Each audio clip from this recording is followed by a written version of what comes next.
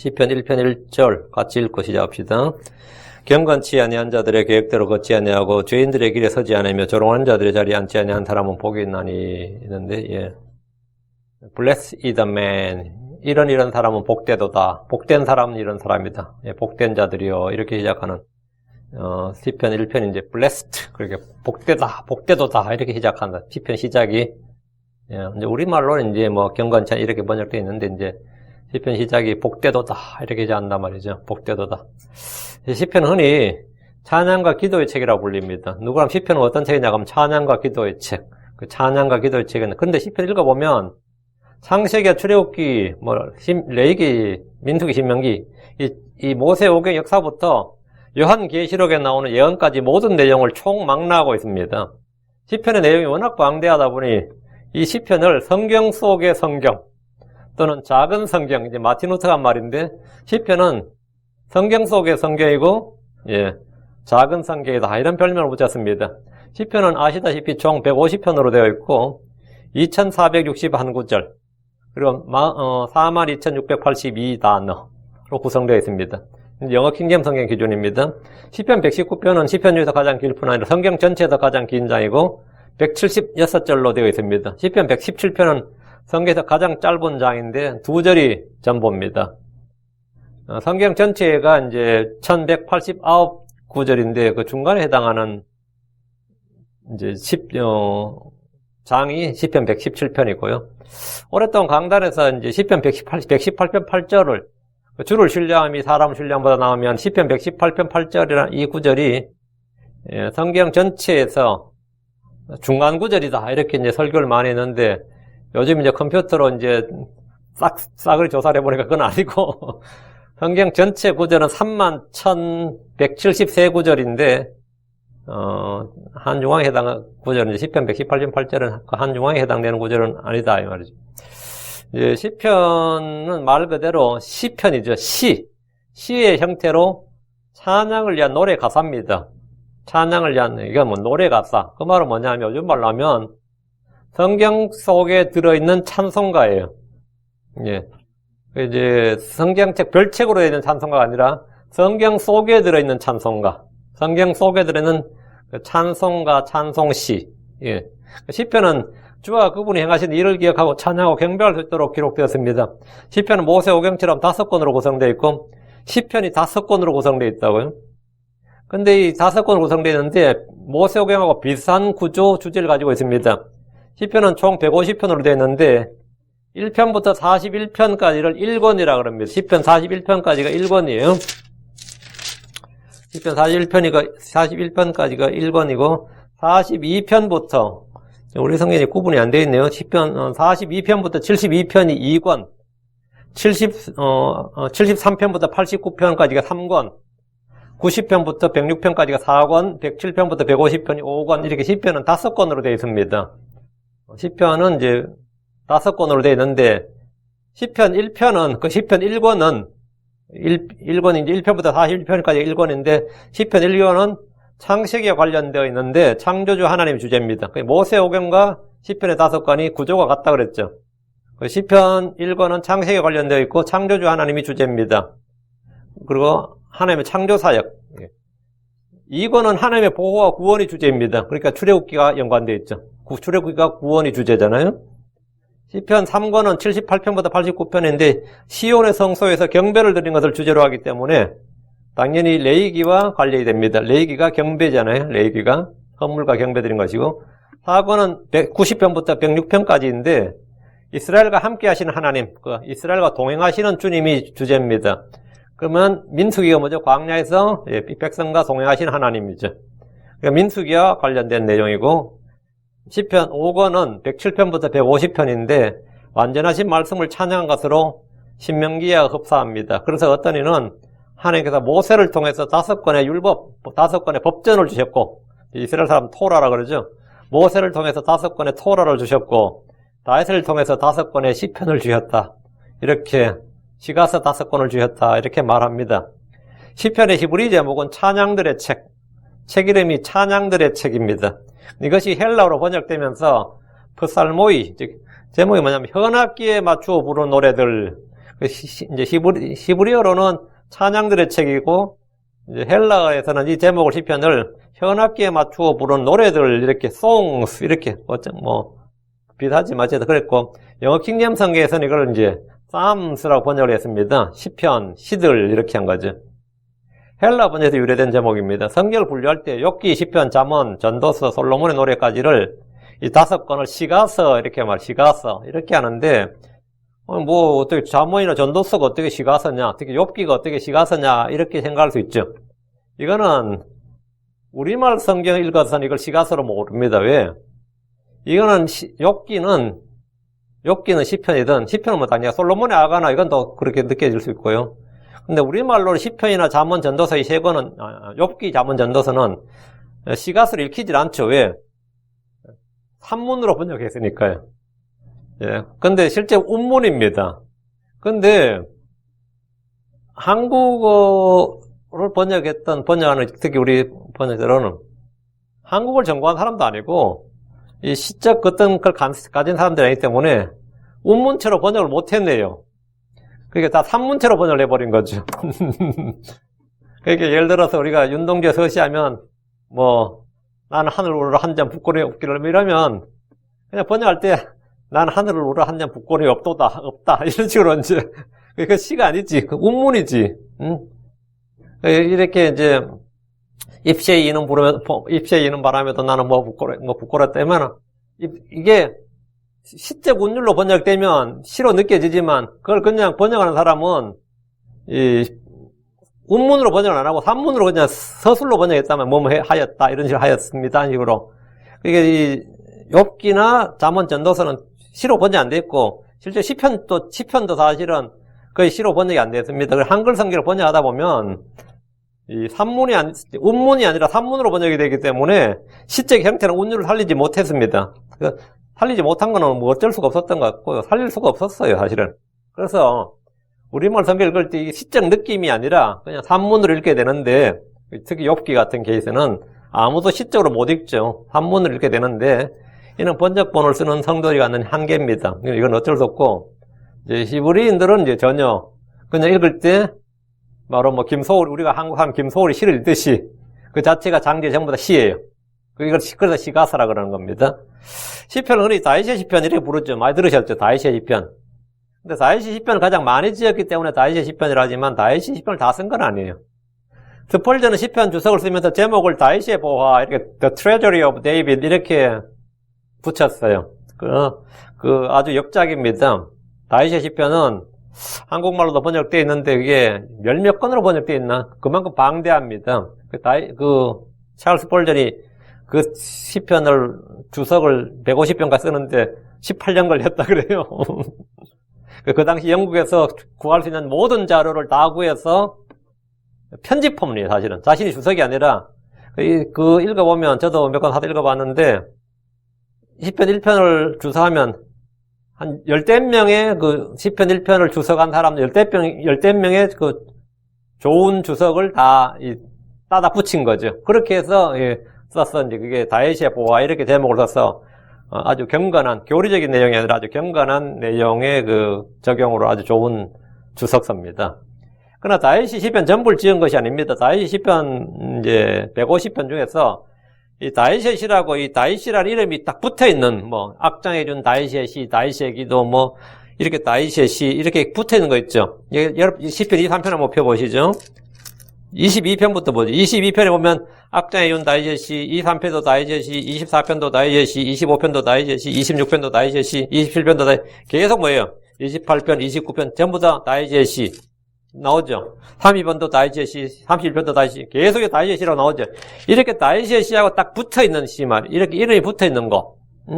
이렇게 붙어 있는 건 73편입니다. 총 73가 다윗의 시라고 되어 있어요. 근데 실제 우리가 이제 다윗이 쓰는 시는 73편이 훨씬 넘습니다. 넘는데, 하여튼 다윗의 시라고 이렇게 명시가 딱 돼 있는 거, 타이틀에 붙어 있는 거, 다윗의 시라고 붙어 있단 말이지. 이 저자가 붙어 있단 말이지. 그리고 아삽이라고, 아삽이 쓴 시가 12편, 고라의 자손이 쓴 시가 10편, 솔로몬의 시가 2편, 모세가 한 편, 해만이 한 편, 에단이 한 편을 지었고 그 외에는 전부 다 작자 미상 이렇게 합니다. 작자 미상 위에 아무도 작자가 안 붙어 있는 거죠. 그 작자 미상의 시편들은 이제 문체나 내용을 바탕으로 작자를 추정하는데 많은 이 시가 다윗의 시편일 것으로 보입니다. 예를 들어 시편 1편을 보시면 어때요? nothing이죠. 아무것도 안 붙어요. 근데 시편 1편을 읽어보면 다윗이 쓴 것 같거든요. 이 문체나 이 시편 1편을 보면 시편 19편에 연관되어 있고 시편 119편과 연결점이 쫙 보여. 그럼 시편 1편은 다윗이 쓴 것 같은데 다윗이 썼다고 말은 못하는 그런 거죠. 그 시편이 이제 73편이 다윗이 썼다고 딱 되어 있고 그 나머지 시편도 다윗이 쓴 게 많이 있을 것 같은데 안 붙어 있어. 시편 2편 보시면 누가 썼는지 안 나오죠. 근데 시편 2편은 다윗이 썼어요. 이건 확실해. 누가 썼는지 안 적혀 있지만 이건 다윗의 시라고 확실히 알 수 있습니다. 왜? 시편 2편은 다윗의 시편 확정할 수 있는 이건 사도행전 4장 25절에 이게 다윗의 시라고 나와요. 또 주의 종 다윗의 입을 통해 이르시기를 어찌하여 이 교도들이 경노하여 백성이 헛된 일들을 꾀하는가 이 말이 나온다고. 다윗의 입을 통해 이렇게 다윗의 입을 통해 이르시기를 이 나오거든요. 그 시편 2편 내용을 인용했단 말이죠. 그러니까 이건 뭐라 다윗의 시편이구나. 그 시편 2편은 위에 이름이 안 붙어있어서 이건 다윗의 시라고 확정할 수 있어요. 시편 95편도 히브리서 4장 1절에 다윗의 글에서 오늘이라 말씀하시며 어떤 날을 한정하시나니 그것은 곧 오늘 너희가 그런 음성을 듣거든 너희 마음을 강팍하지 말라 하고 말씀하신 바와 같도다. 여러분 다윗의 글에서 이렇게 딱 나와요. 그 시편 히브리서 4장 7절이 어느 걸 인용했냐면 시편 95편을 인용한 거거든요. 그러니까 시편 95편도 위에 저자는 안 적혀 있지만 다윗이 저자구나, 다윗의 시편이구나 이렇게 알 수 있는 거죠. 그러면 아까 73개라고 그랬죠. 이거 플러스 2개 하면 75겠죠. 이 외에도 문체나 구조 등을 통해서 다윗의 시편은 훨씬 더 많을 것이다 이렇게 봅니다. 그래서 빼도 박도 못하게 다윗이라고 되어 있는 건 이제 총 75편이다 이렇게 볼 수 있는 거죠. 시편은 구약 성경들 중에서 신약에서 가장 많이 인용된 신약의 저자들이 구약 성경을 인용을 많이 했는데 그중에 가장 많이 인용한 성경은 시편입니다. 신약에서 인용된 시편의 구절이 112번이 신약에서 시편을 인용했는데 시편은 역사와 예언을 두루 아우르는 책으로 시편을 공부한다는 것은 성경 전체를 모두 공부하는 겁니다. 심지어 이 출애굽기에 모세를 대적한 사람의 이름이 안 나온다. 그러면 다른 성경에서 우리 찾아볼 수 있잖아요. 그와 같이 창세기에 나오는 내용, 출애굽기 내용 이런 내용들이 시편을 통해서 알 수 있는 게 굉장히 많이 있습니다. 창세기에는 그 이름 사건이 창세기보다 시편에 오히려 더 상세하게 그 나오는 내용이 많이 있어요. 출애굽기 과정의 내용도 마찬가지예요. 시편에 오히려 더 상세하게 나오는 게 많습니다. 그 시편은 이 창세기부터 계시록까지 다 나옵니다. 그 시편을 공부하면 이제 성경 전체를 공부하는 게 되는 거죠. 시편 공부한다는 것은. 그 시편의 기록 연대는 한 사람이 쓴 게 아니니까 기록 연대가 시편을 완성하는데 이 150편을 다 쓰는데 얼마나 걸렸을 것 같아요, 시간적으로? 1000년이 걸렸습니다. 모세부터 바벨론 포로 이후까지. 모세부터. 보통 이제 모세부터 에스라까지라고 봐요. 모세부터 에스라까지. 모세로부터 다윗 솔로몬 시대와 바벨론 포로를 거쳐서 그 후대까지 이어지는 약 1000년 동안 기록된 겁니다. 이 시편의 내용이. 시편은 개인의 회개와 자백과 고통과 부르짖음, 간구 등 기도에 관한 것들과 이스라엘 민족의 역사와 미래에 관한 것들도 많이 있습니다. 원수들이라는 복수와 멸망, 심판을 노래한 것도 많습니다. 무엇보다 시편의 핵심은 메시아 예언의 시편들입니다. 시편은 대언자 이사야서보다 더 많이 메시아 관련 예언의 말씀들이 있습니다. 시편 2편은 하나님 낳으신 한 아들이 나옵니다. 시편 8편은 사람의 아들, 시편 41편 9절에서는 주께서 배신을 당하시는 것, 시편 22편은 메시아의 순환장, 고난장이라 불릴 정도로 십자의 고난이 생생하게 기록되어 있습니다. 시편 16편은 부활, 시편 68편은 승천, 시편 110편은 왕좌에 앉으신 메시아에 대한 예언입니다. 이 부분에 대해서 자세히 공부하고 싶은 분들은 시중에 가면 시편에 나타난 그리스도 이런 책이 있어요. 여러 사람이 쓴 다양한 책이 있는데 이거 보면 아주 많이 나옵니다. 근데 여러분 그 책 안 사도 됩니다. 우리가 시편 공부할 때 그거 다 알 겁니다. 시편에 나타난 예수 그리스도에는 우리가 시편 공부하면서 시편에 게시된 예수 그리스도 그분을 사역에 대해서 몇백 구절을 우리가 보게 됩니다. 우리는 이번 이 시편 강의를 통해서 가장 심도 있게 다룰 게 뭐냐면 시편에 나타난 예수 그리스도예요. 우리 주 예수님께서 자신을 증언하실 때에 누가복음 20장 42절에 시편에서 다윗이 스스로 이르되 주께서 내 주께 말씀하시기를 하시면서 시편 110편을 인용하셨습니다. 사도 바울 역시 복음을 증언할 때 시편 사도행전 13장 33절에 그것은 또 시편 둘째 편에 기록된 바 이렇게 시편 둘째 편에 이렇게 시편을 많이 인용했다고요. 또 사도행전 13장 35절에 그러므로 그가 또한 다른 시편에서 이르시되 주께서 주의 거룩한 자가 썩을 보지 아니하게 하시리이다 하며 이 시편에 계시된 그리스도를 선포했습니다.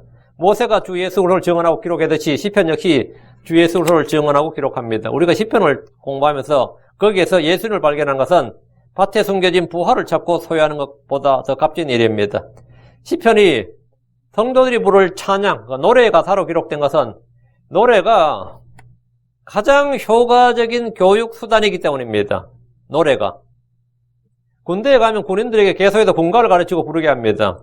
행진가에도 군가하고 심지어 식사를 기다리면서도 노래를 부르게 해요. 군가를 가르쳐. 그래가지고 기본 30곡을 무조건 가르쳐. 우리 반대형제가 장교였으니까 잘 알겠구나. 신병들은 군가를 무조건 일단 30곡, 기본 30곡을 가르쳐야 돼요. 그래가지고 계속 군가를 부르게 해요. 군가를 통해서 입대한 병사들에게 군인 정신과 군의 역할을 가르치는 겁니다. 그리고 이 사회에 물을 싹 빼는 거예요. 근데 그거보다 빠른 교육 방법이 없어요. 어떤 총쏘기 훈련이나 어떤 유괴 훈련이나 어떤 훈련, 제식 훈련 다 중요하겠지만 계속해서 군가를 부르게 하는 것만큼 이 군인을 빨리 만드는 방법이 없다는 거예요. 이거는 입증된 방법이다, 이거. 입증된 방법. 저희 중대장도 그랬어요. 이 조교들한테 절대로 가만두지 말라는 게 항상 군가를 부르게 하라는 거예요. 청소를 할 때도 기다릴 때든 앉았을 때든 그럼 무조건 군가예요. 요즘 이제 한국에서도 멸공 이런 게 있거든요. 근데 그게 이 제대한 군인들이 기억하는, 저도 군대에 제대한 지가 벌써 수십 년 됐죠. 근데 아직도 멸공의 횃불은 기억난다고? 멸공의 횃불. 예, 군대에서 외웠단 말이지. 그리고 계속 불렀단 말이죠. 그러니까 요즘 멸공의 횃불 부르는 게 유행이야. 멸공의 횃불 부르는 게. 여러분 기억나요? 멸공의 횃불? 이 노래만큼 효과적인 교육수단이 없다. 그건 맞아요. 이거는 고대 플라토도 한 말이고, 이 모든 사람이 하는 말이에요. 이 성경에도 이게 나와요. 시편은 백성들에게 주와 그분의 법과 명령, 훈계와 경고, 그분이 행하실 일과 앞으로 행하실 일을 가르치기 위한 겁니다. 노래를 부르면 먼저 들어야 되고, 마음속으로 외워야 됩니다. 그래야 노래를 부를 수 있거든요. 요즘 우리는 이제 찬송가 가사 이렇게 해가지고 악보를 보고 이 가사를 보면서, 눈으로 보면서 노래를 부르지만, 이스라엘 사람들은 손에 아무것도 없이 듣고 외운 것으로 입으로 노래해요. 듣고 외운 것을 입으로 노래하는 겁니다. 군대의 군가도 마찬가지. 군인들이 촉 보고 노래 부르는 거 아니죠? 당연히 다 외워서 부르는 거고. 저희 어릴 때는 그렇게 학교에서 가르친 노래가 많았어요. 교육처에서 가르치라고, 애들한테 가르치라고 노래하는 노래들이 많았어요. 요즘은 그런 거 하나도 없지. 요즘 초등학생들은 3.1절 노래가 있고, 일단 교가 외우고, 애국가 교가는 무조건 외워야 되고, 다음에 노래가 방고에 가는 노래들이 꽤 많이 있어요. 그거를 재창하게 한다고. 왜? 애들한테 정신교육 시키는데 노래만 한 게 없다 이거죠. 응? 노래만 한 게. 그런데 우리가 우리야 지금 찬송가 불러봐야 사람들 찬송가 별로 못 외워요. 찬송가를 줄줄 외우면 좋겠지만 외우는 사람 별로 없거든요. 그러니까 그냥 몇 장 부르겠습니다 하면 이게 보고 곡은 외우는데 가사는 잘 못 외운다고. 사실은 반대해야 되거든요. 가사를 외우고 곡은 놓쳐도 가사를 외워야 되는데 찬송가는 다른 노래가 들려서 우리는 곡은 이제 외워도 가사를 잘 못 외운단 말이죠. 그런데 사실 이스라엘 같은 케이스는 이 가사를 외우게 하는 거죠. 가사를 외우게 해서 같이 부르는 거예요. 노래 보고 부른 게 아니라 외워서 부른 거란 말이죠. 신명기 31장 19절에 그러므로 이제 너희는 너희를 위해 이 노래를 기록하여 이스라엘 자손에게 가르치고 그들의 입에 그것을 두어 이 노래가 나를 위해 이스라엘 자손에게 증거가 되게 하라. 이 노래가 이 노래를 기록해라. 이 노래를 기록해서 이 노래가 뭐라고? 나를 위해 이스라엘 자손에게 증거가 되게 하라. 주님은 이스라엘 자손에게 율법을 가르칠 때 노래로 가르치고 그 노래가 증거가 되게 하셨습니다. 신명기 31장 21절 그들에게 많은 재앙과 고난이 닥칠 때 이 노래가 그들에게 증인처럼 증언하리니 이 노래가 그들의 씨의 입에서 잊혀지지 아니하리라. 노래가 잊혀지지 않는다. 이거.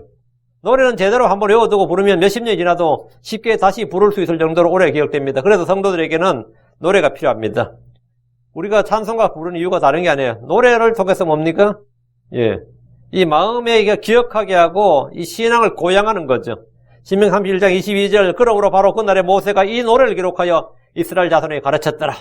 모세가 뭘 가르쳤다고요? 노래를 가르쳤다고. 노래를 가르쳤다. 이 노래를 기록하여 그러니까 율법을 노래로 기록해서 그 노래를 가르쳤다고요. 그러니까 행진간에 군가한다 이거야. 행진간에 군가한다. 그럼 40년간 노래 부르면 뭐가 되는 거죠? 웬만한 거 다 외우는 거지 뭐. 십계명도 노래로 부르고 그럼 나중에 자신들이 하면 그 노래가 그들을 증언한 노래가 증인이 된다는 거예요.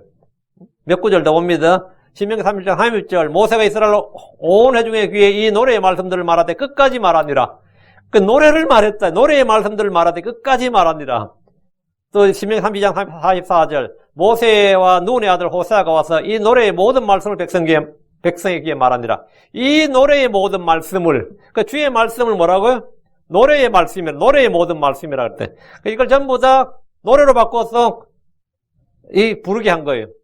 이스라엘은 처음부터 노래로 주의 말씀을 배우고 기억했습니다. 노래로. 시편은 이런 목적으로 주어진 성경입니다. 시편은 창세기부터 계시록까지 내용을 전부 압축해서 150편의 노래를 만든 거예요.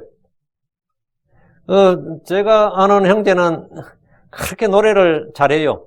근데 그 노래를 잘하는 사람들은 특징이 있더만 한번 들으면 알더만 보니까 그 부르더만 나는 뭐 몇 번 들어도 못하는데 잘하는 사람들은 정말로 그냥 따라 부르려.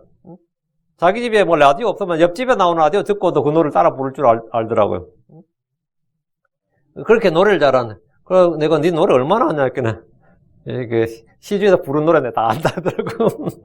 노래방에 있는 노래가 몇천 곡인데 웬만한 거의 다 안돼. 그래서 자기 밤새도록도 부를 수 있다는 거야. 밤새도록도. 노래가 안 떨어진 거야. 우리는 뭐 외워서 저는 대중가에도 다 외운 노래가 거의 없어요. 다 외운 노래도. 노래를 부르가면 저는 완전히 고역이고 부를 수가 없지. 사람들 앞에서. 못하기도 하지만. 근데 이스라엘 사람들에게는 이 시편을 외우게 해가지고 그냥 하는 거예요. 그 시편의 목적이 뭐냐면 이거예요. 찬송가의 가사가 성경의 교리, 역사, 예언, 주 예수의 신격과 성품 등을 정확히 담고 있는 말씀들로 되어 있다면 그냥 찬송가를 부르고 외우는 것만으로도 완벽한 성경 공부가 됩니다. 찬송가를 외우는 것만으로도. 그래서 지금 우리 찬송가는 그렇게 안 돼 있는데 이 공통번역 개혁 장로교 다니는 찬송가에 보면 뒤에 보셨죠? 교동문이라고 보셨죠? 이 교동문이라고 있어요. 그게 자 시편이거든요. 그게 뭐냐면 전부 다 노래예요. 노래 가사예요. 교독하시겠습니다. 교동문이라고 있어요. 그게 뭐냐면 예전에 사람들은 그게 전부 다 노래로 불렀던 찬송가인데 우리가 찬송가로 곡을 못 붙이라고 뒤에 따로 교동문이라고 붙이는 거예요. 거의 상당히 구절이 많습니다. 전부 성경 구절들을 그냥 뽑아가지고 중량 구절들을 뽑아놔서 교동문 해가지고 아마 지금도 일반 교회 다니는 사람들 찬송가 뒤에 있을 거예요. 아마 교동문이라고. 그게 뭐 그거 하면 뭐 완전히 그거 다 외우면 그건 완전히 성경 1000구절 외운 거지. 엄청나게 많이 외운 거지. 근데 오늘날 그런데 찬송가나 복음성가 잘 보면 성경 말씀 자체를 노래하는 게 아니고 성경의 교리나 성경의 가르침, 이 성경 말씀 자체를 부르는 게 아니라 이 부른 사람이나 듣는 사람의 마음과 감정에 호소하는 내용이 많아요.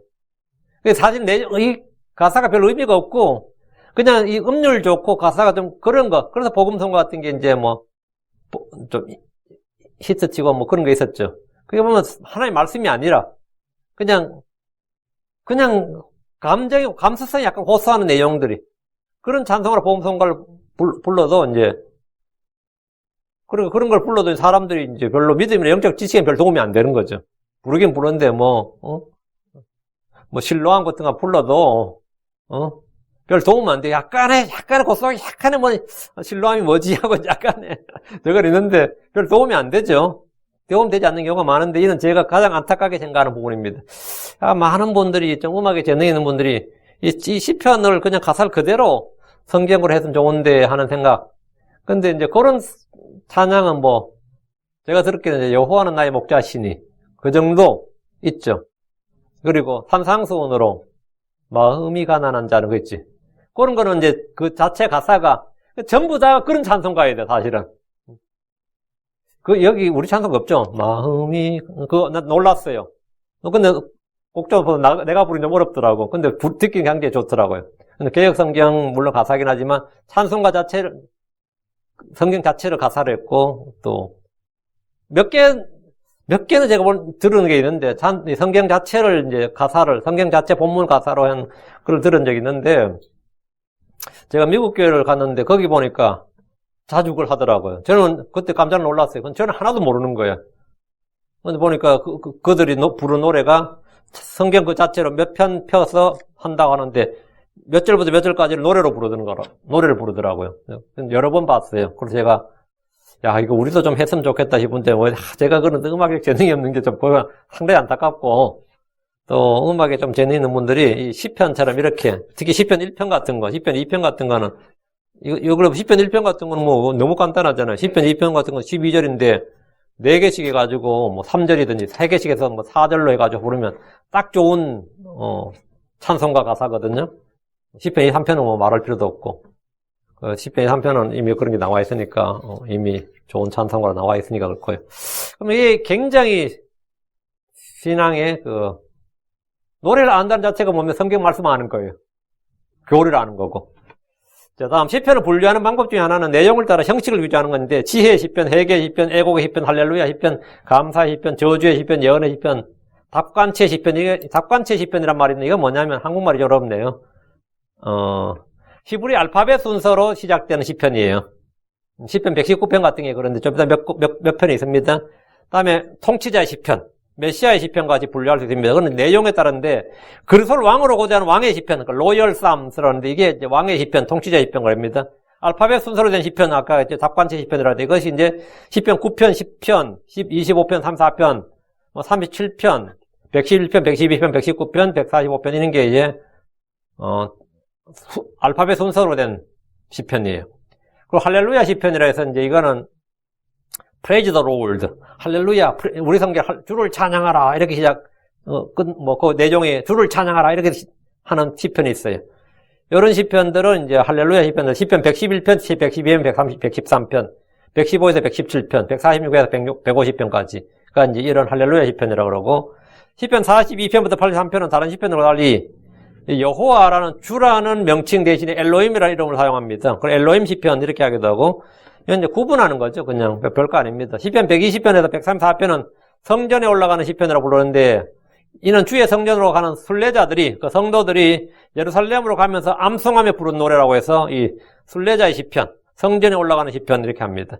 메시아 시편은 우리 주 예수 그리스도 오신과 그 사역, 재림과 통치에 관한 것으로 가장 중요한 시편입니다. 이스라엘 사람들은 자기들의 입으로 부른 노래들 중에서 주 예수님의 오심을 찬양하는 것들이 많습니다. 시편 2편은 그리스도의 신성과 통치를 다룹니다. 시편 8편은 그리스도로 오신 그분이 창조주 하나님을 다룹니다. 시편 16편은 그리스도의 부활을 다루고 시편 22편은 그리스도의 십자가 고난, 죽으심을 생생하게 다룹니다. 시편 45편은 예수로의 신부와 그분의 결혼에 대해서 다루고 시편 69편은 그리스도의 고난, 시편 72편은 그리스도의 통치와 영원한 영광의 주제입니다. 시편 89편은 그리스도의 영원한 왕자와 하나님 언약, 시편 110편은 그리스도께서 영원한 왕이시며 제사장이심을 다루는데 이런 걸 전부 다 메시아 시편 그래요. 시편 118편은 그리스도께서 배척받으시는 것을 다루고 시편 132편은 다윗의 왕좌에 앉아서 통치하시는 예수를 다룹니다. 예수님 부활하신 후에 제자들에게 율법과 시편과 대언자들의 글에 계시된 자신을 풀어서 설명해 주었습니다. 여기서 보여준 이 시편에서 주님이 보여준 구절들은 당연히 메시아 시편입니다.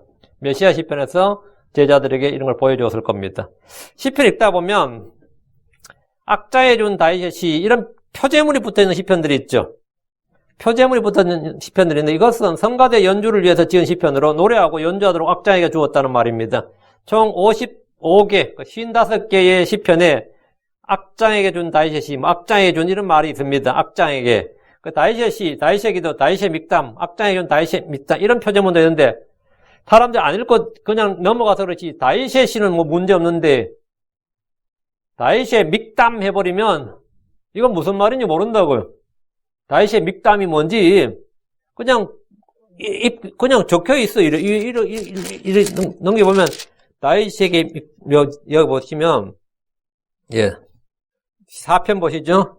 느기옷에 맞추어 준 악장에게 준 다이셋이 느기옷에 맞추어 6편은 느기옷에 맞추어 7편에 뭐 다이셋 식가연 뭐 이런 식가연이 뭐지? 느기옷은 또 뭐고 맞죠?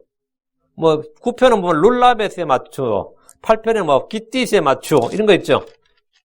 그러니까 이런 것들은 우리가 그냥 알지 못하고 무시하고 지나가는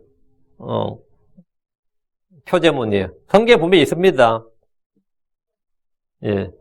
시편 중에 시편 16편, 56편, 57편, 58편, 59편, 60편에는 다윗의 믹담 이렇게 되어 있습니다. 그런데 이것이 전부가 아닙니다. 이런 표제문의 종류가 무려 21개나 됩니다. 시편에. 많죠. 성도들이 시편을 좋아하고 사랑하고 부지런히 읽지만 평소 거의 아무도 주목하지 않는 말이 성경에 기록되어 있습니다. 시편 22편을 보면 아일라샬에 맞추어 악장에 준 다윗이 이래 돼 있어요. 그럼 아일라샬이 뭐야? 아일라샬에 맞추었다. 아마 성도들 중에서 이게 무슨 말인가 주목하는 이는 거의 없을 겁니다. 뜻은 아침의 도움이라는 뜻인데 가락의 각 곡조 이름입니다. 우리는 다장조, 뭐 사장조, 시 뭐 이런 거 있죠. 그렇지 이 곡조 이름이 뭐냐면 이 아일렛샤할이에요. 아일렛샤할. 시편 46편 알라못 이렇게 나오는데 뜻은 소녀, 처녀라 뜻입니다. 이건 뭐냐? 젊은 여자들의 노래. 젊은 여자들의 합창이라는데 여자들이 부르도록 했던 노래입니다. 시편 51편, 58편, 50편은 다윗의 믹담, 알다스헷 이런 말이 나오는데 알다스헷은 멸망시키지 않는다는 뜻입니다. 멸망시키지 않는다. 시편 81편은 깃딧에 맞추어 악자에 준 시. 깃딧에 맞추는 깃딧은 악기 또는 가세, 가락이라는 뜻으로 기쁜 곡조의 노래를 말합니다. 기쁜 곡조의 노래. 히가연이라는 이름의 시, 히가연도 나오는데 히가연은 묵상의 시, 장엄한 노래라는 뜻입니다. 여두둔이라는 말도 나오는데 여두둔은 찬양대 지휘자 이름입니다. 악장 여두둔이라는 말이 3번 나오는데 이 시편들은 악장이 이 곡을 받아서 연주하게 붙였던 가사를 받았으니까 곡을 만들란 말이에요. 그 연주하게 했던 시편이고 요낫 엘렘 호르김 시편 56편은 좀 이름이 좀 요상하게 다 히브리어니까요. 요낫 엘렘 호르김은 먼 곳에서 온 조용한 비둘기라는 뜻입니다. 이것은 곡조 이름입니다. 노래를 부를 때 조용하고 잔잔하게 부르라는 거죠. 마할랏 이런 시편 53편에 보면 마할랏이 나오는데 마할랏은 우울한 선율의 노래로 질병, 슬픔이라는 뜻입니다. 좀 비장하게 불러야 된다 이 말입니다. 가사 자체가 그렇고 우리도 찬송에 보면 뭐 나오죠. 가볍게, 뭐 장엄하게 그런 거 나오죠. 그런 거예요. 마스길은 시편의 마스길에서 굉장히 많이 나온다. 마스길은 뜻이 훈계 묵상이라는 뜻입니다. 그게 마스길하고 나온 건 전부 다 교훈의 시편이에요. 우리를 훈계하게 한 시편, 교훈의 시편이라는 뜻입니다. 아까 믹담하고 나왔다 했죠. 믹담하면 다윗의 믹담은 잠언이라는 뜻입니다. 예, 뜻은 황금, 금은 잠언. 그러니까 믹담은 전부 다 시편에서 이게 잠언의 시편이라는 뜻입니다. 보석과 같은 시, 아주 귀한 시, 아주 귀한 그 잠언의 시다 이 말입니다. 묻라벤은 아들의 죽음, 챔피언의 죽음이라는 뜻입니다. 느기노스에 맞추어 악자에 준 다윗의 시란 말도 나오는데 느기노스는 현악기입니다. 악기 이름입니다. 느힐롯에 맞추어란 말도 있는데 느힐롯에 맞추어하면 대충 알겠죠 그냥. 이것도 악기겠구나. 예, 관악기입니다. 느힐롯은 관악기를 말합니다. 느기노스는 현악기고 줄로 하프 같은 거. 예, 느힐롯은 관악기. 시편 읽다 보면 자주 나오는 말 중에 하나가 셀라 이게 나오는데 셀라하고 나오는데 시편이 71번 나와요. 시편에. 성경에 셀라란 말이 총 이제 74번 나오나? 그럼 3번은 하박국에 나옵니다. 하박국 3장 1절에 보면 시기오노스에 맞추어 대언자 하박국의 기도라 이런 말은 시기오노스에 맞춘 하박국 3장이 뭐라고요? 이것도 노래였다 이거죠. 그것도 노래였다고. 하박국 3장 읽어보면 아시겠지만 노래 맞아요. 딱 읽어보면 노래예요. 맞아요. 대언자 하박국의 기도인데 노래로 하는 기도다 말이죠. 그래서 셀라란 말이 나오는데 그 구절은 이 셀라란 말 나오면 그 무조건 주의 재림과 연관된 구절입니다. 셀라란 뜻은 뭐냐? 멈춤, 포즈란 뜻이에요. 쉼이란 뜻인데 음악 용어입니다. 셀라라고 한 부분에서 왜 셀라가 왜 나오냐? 백성들이 노래를 부르다가 셀라 하면 거기서 멈추라고요. 그러고 나서는 뭐가 그때 연주자들이 간주를 하는 거예요. 그럼 잠시 우리는 호흡을 가다듬고 그때는 나팔이나 현악기나 찬양대가 그냥 한 절을 그냥 그 시간에 연주를 하고 다시 노래를 하는 거예요. 그게 셀라예요, 셀라. 멈춤이란 뜻인데, 멈춤은 누가 멈춘다? 노래하는 사람이 멈추고, 간주 시간이라고요. 연주자들만의 연주만 흘러나오는데, 이건 우리도 가끔가다 1, 2절 하고, 잠깐 쉬고, 예, 반주자가 간주하고, 3, 4절 부르고 이런 거 있죠. 그런 거예요. 똑같은 거죠. 예, 하박국에 나오는 시기온옷은 3편, 10편, 7편에, 시가온 이렇게 나옵니다. 시가온의 복수형이 시기온옷이에요. 시기온옷은 이제 슬픔의 노래, 망가란 뜻입니다. 어떤 주석가들은 경이로운 노래라고 했는데, 시가온, 시기온옷은 일상적인 리듬을 벗어나서 이 파격적으로 연주하는 곡조들, 좀 파격적으로 연주하는 곡조들을 말합니다.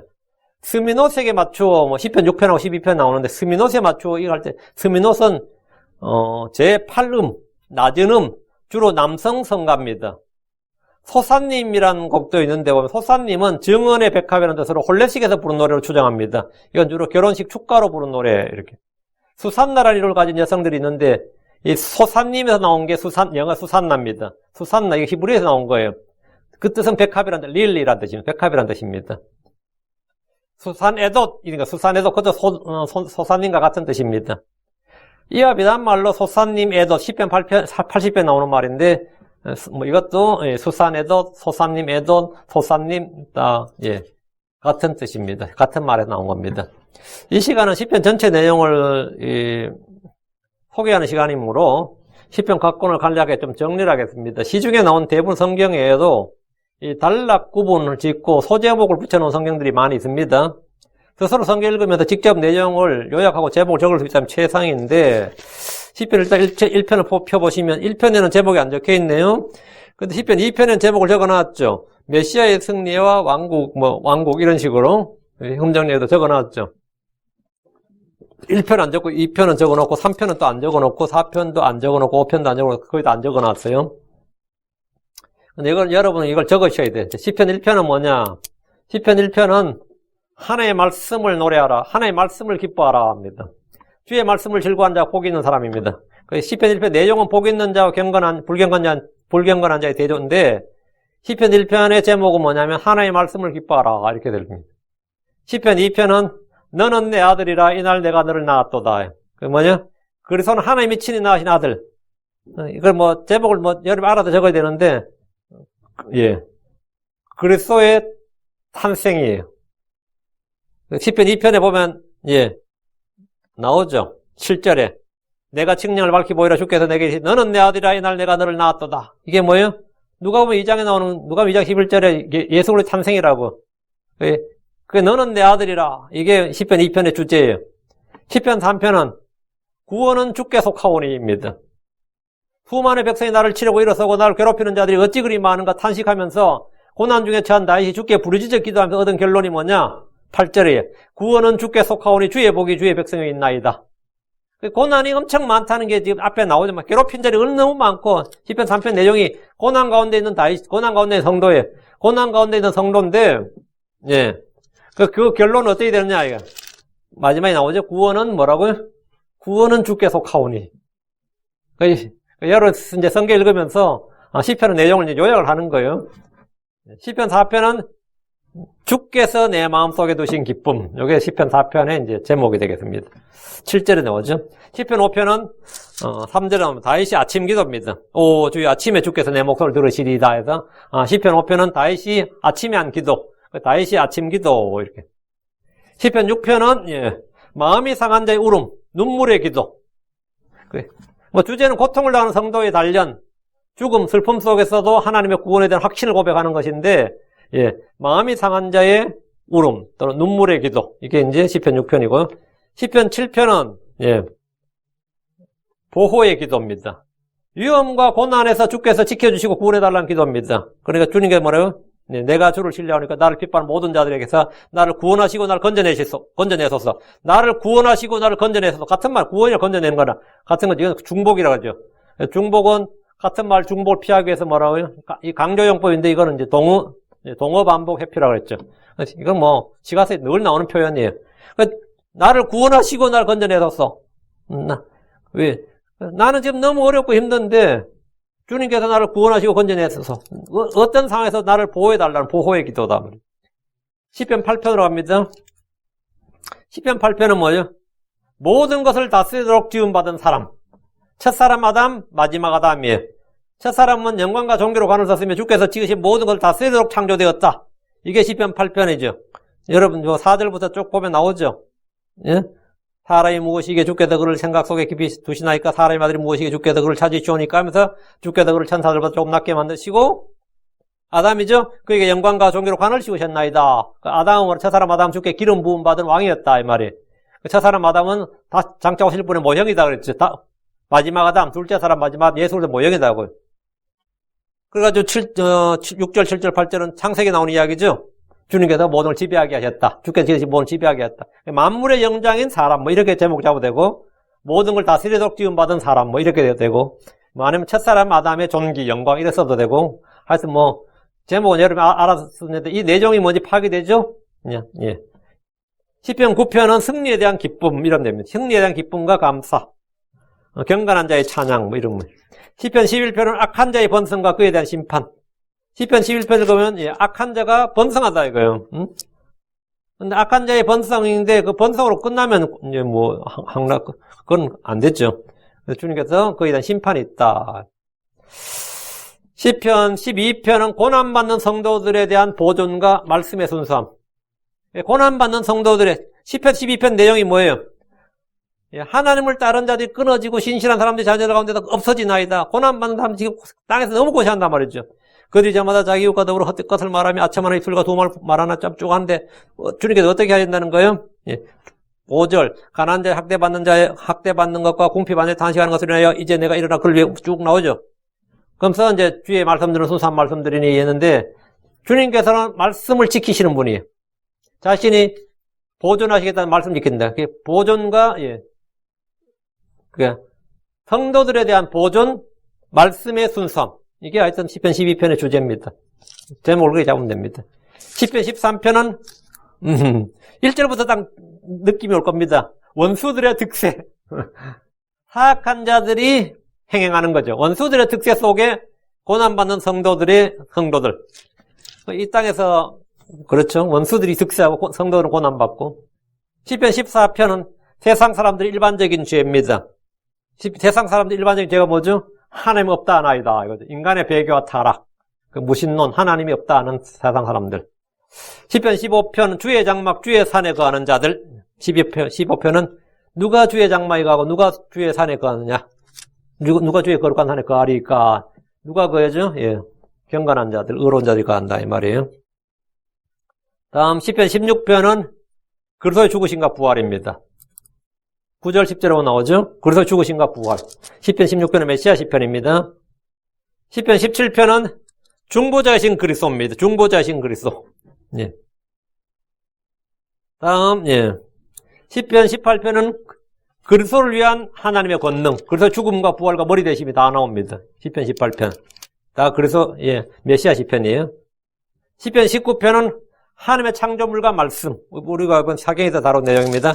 하나님의 창조물과 창조물, 자연계시, 그다음에 7절부터는 말씀, 특별계시.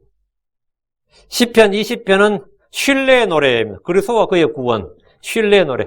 이 고난의 날에 주님께서 뭐라고? 도움을 보내신다. 신뢰의 노래. 그리스도와 그의 구원, 이렇게 잡으면 됩니다. 그리스도와 그의 구원. 10편, 21편은 승리의 노래. 그리스도의 승리죠. 10편 22편은 십자가의 시편, 그리스도의 고난장입니다. 그리스도의 고난.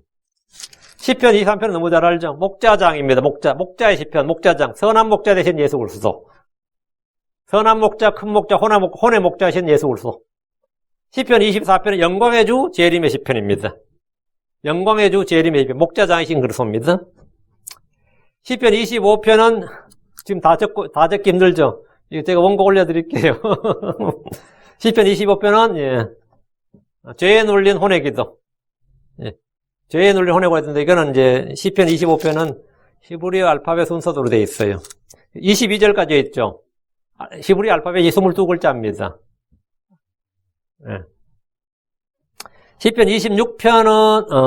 26편은 변호를 구하는 성도의 기도. 나는 지금 무죄하고 의롭게 걷고 있는데 난 죄인 취급받는단 말이에요, 세상에서. 그러니까 주님, 나는 제대로 걸었습니다. 난 주님 믿었습니다. 난 주의 말씀대로 살았습니다. 근데 나는 지금 너무 어렵단 말이에요. 너무 어렵고 너무 힘들다. 그러니까 여기에 대해서 변호를 구하는 성도의 기도예요. 시편 27편은 다윗의 한 가지 소원.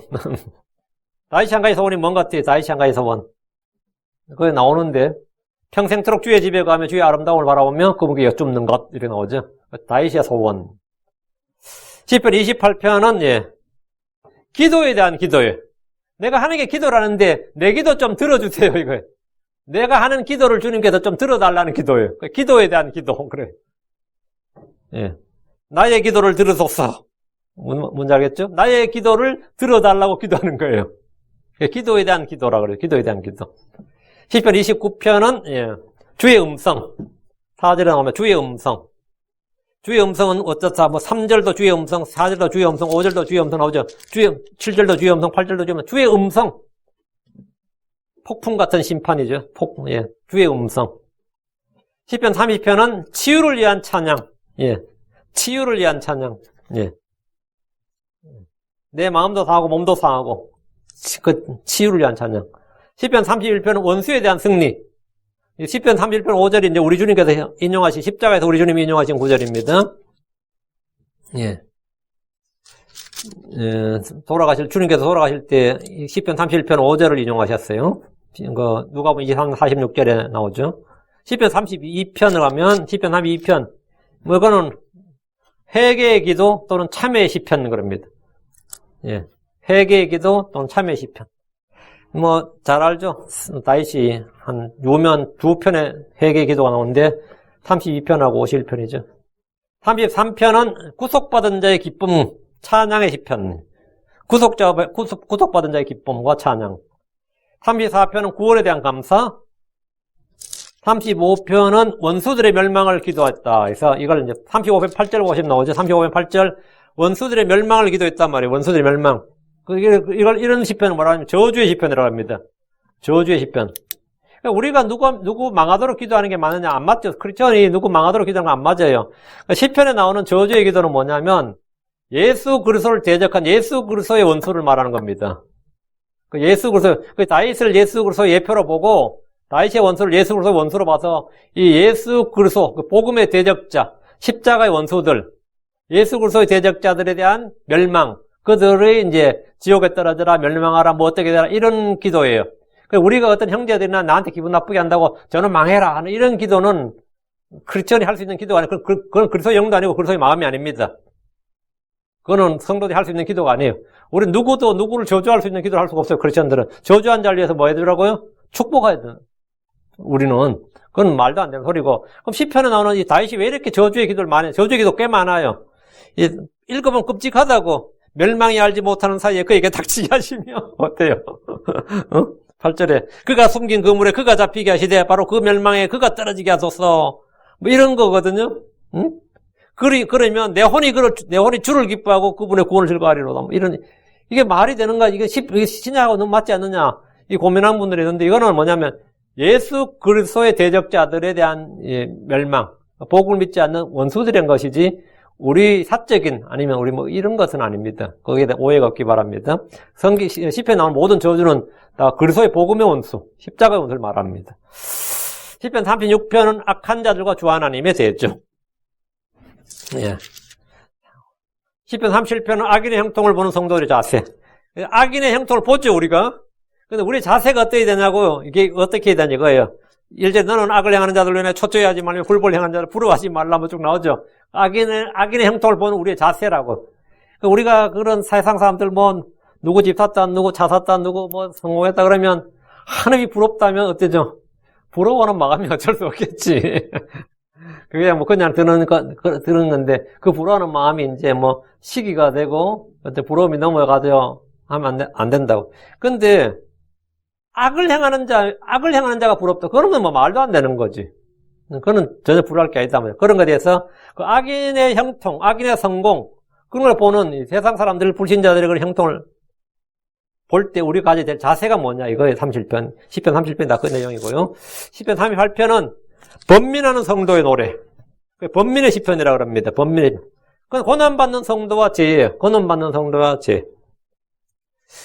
예. 다음 39편.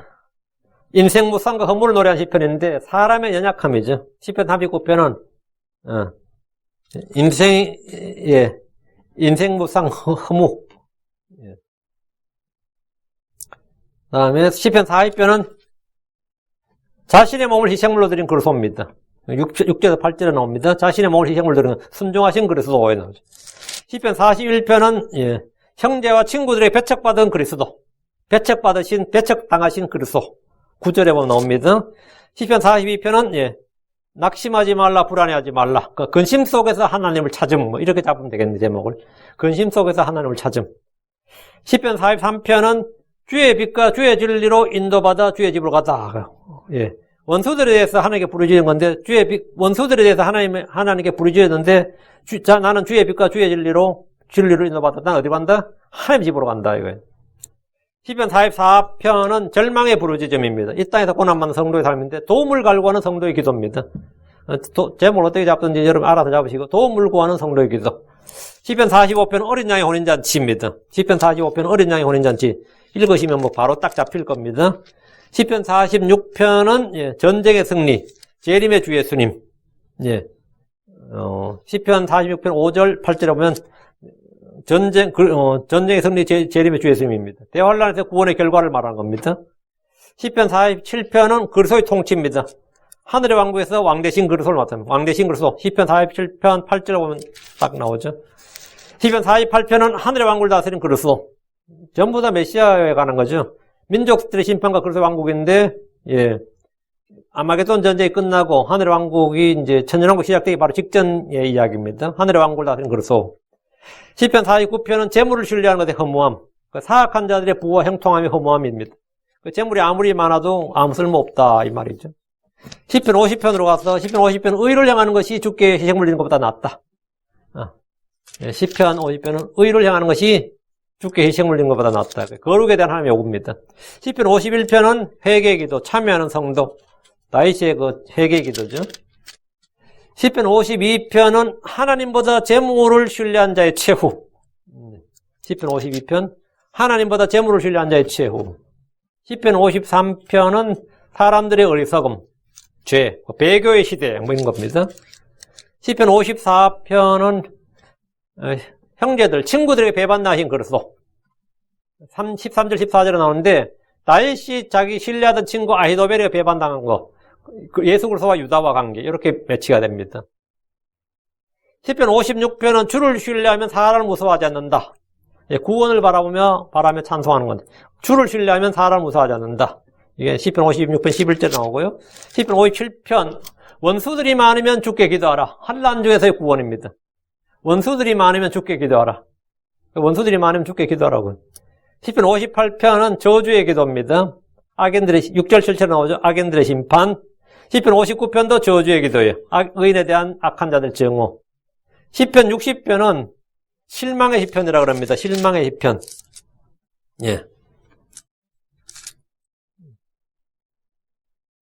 민족의 애가. 시편 61편은 확신의 찬양, 왕을 위한 기도고요. 시편 62편은 헌신의 시편, 성도들의 기다림과 구원에 대한 믿음 이렇게. 시편 63편은 광야의 찬송이라고 합니다. 하나님께 대한 성도의 열망.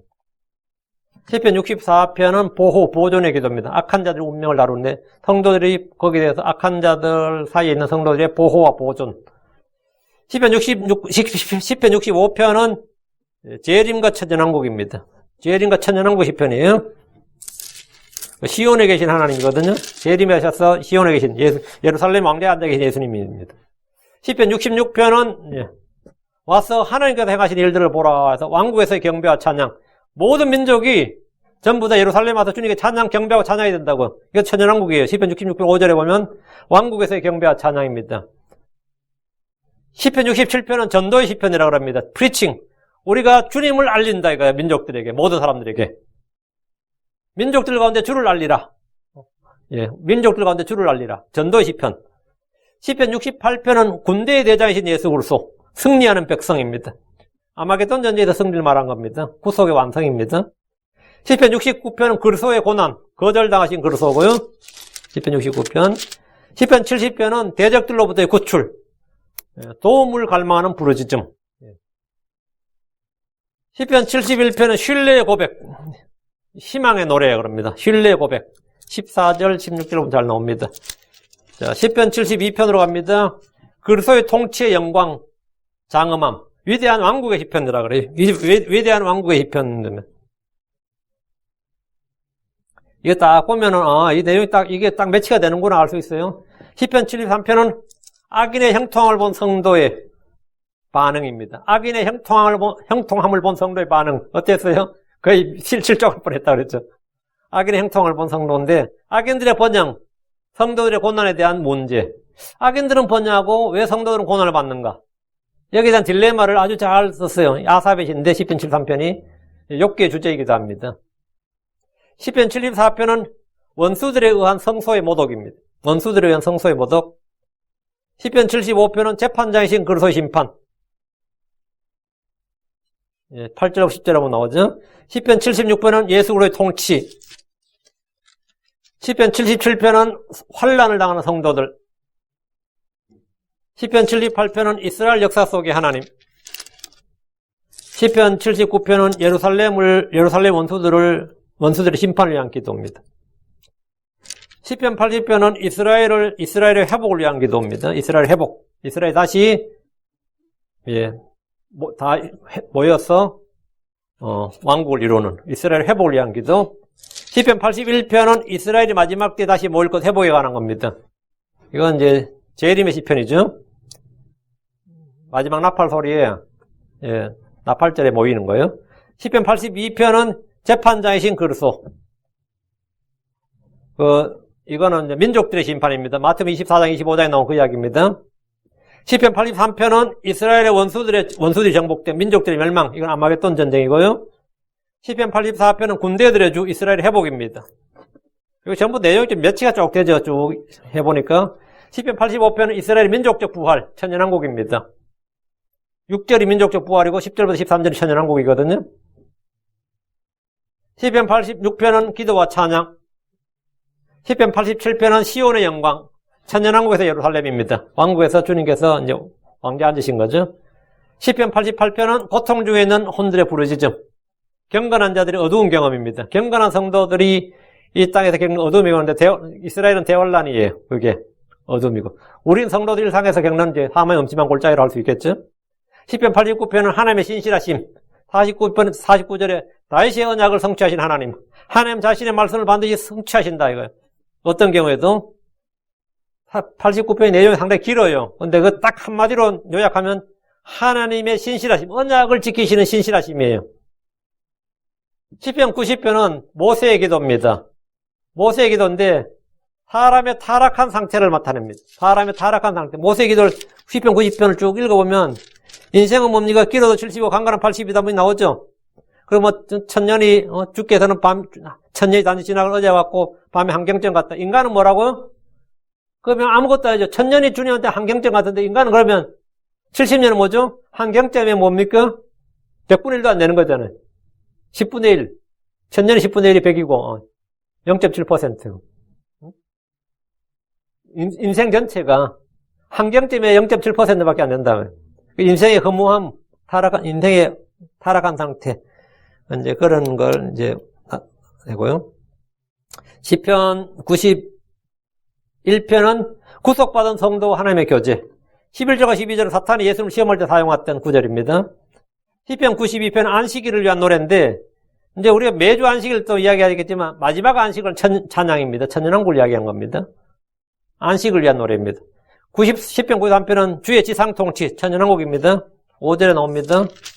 시편 94편은 심판의 하나님, 원수 갚으신 하나님입니다.